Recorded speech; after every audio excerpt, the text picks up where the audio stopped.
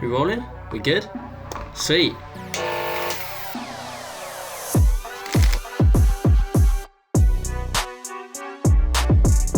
Here's a sitch. Today we're gonna have a go at trying product photography, trying to do these bad boys.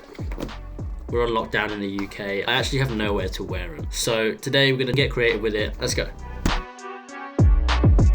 So the light above me is the GODOX SLB60W. This is the video light that runs at 5600 Kelvin, which is basically daylight. This light is actually a great alternative to the Aperture 120D. In the box it comes with this reflector, and it also comes with a remote control, meaning you can wirelessly control the light to turn on, off, and back on again, and allow you to also change brightness. This light has a detachable lithium ion battery at the back. When fully charged, this light can run about 60 minutes on full power, which is absolutely incredible. And there's also a DC port in the top, allowing you to plug it directly into main so you can have it powered on for the whole day.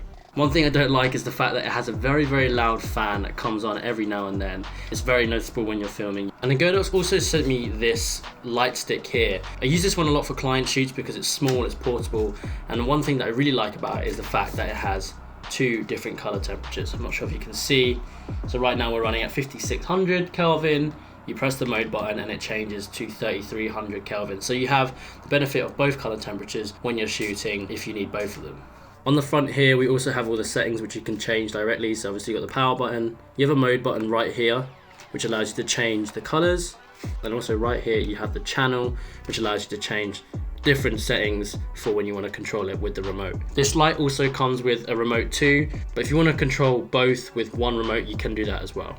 In addition to this light, it comes with these barn doors. I'll show you how they work. So these barn doors just slide directly on top here, allowing you to basically mold how you want the light to come out. So big ups to GODOX for sending these lights over to me. If you want to find out any more technical specifications, head down to the link in my description and you'll be able to find out more. Right guys, so as you can see, this is my setup. Right now I'm going to clear the desk up and set up this light.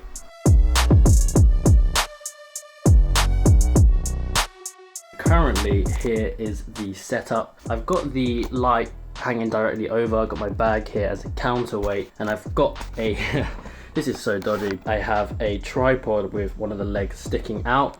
It's resting on my Ronin battery so it doesn't fall down, and then I've got the Air Force One hanging on the tripod leg. Obviously I've got a wooden table. I had to move my monitor, slide it around out of the way. I need to get a black cloth so I can get rid of the wood. Okay, so my dad is a man, some black carpet from him. I'm going to unravel this over the table so we get a black surface. Okay, so we have rolled out the black carpet, so now we have quite a nice looking set. What I'm going to do now is get some invisible lace.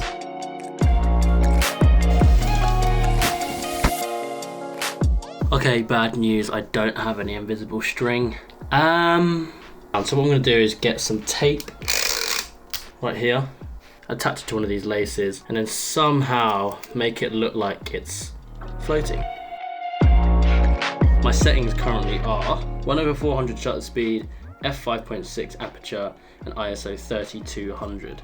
I'm going to fine tune the settings, and I also want to get a bit of a light that's like separating the shoe from the background. So we're going to get the light stick right here.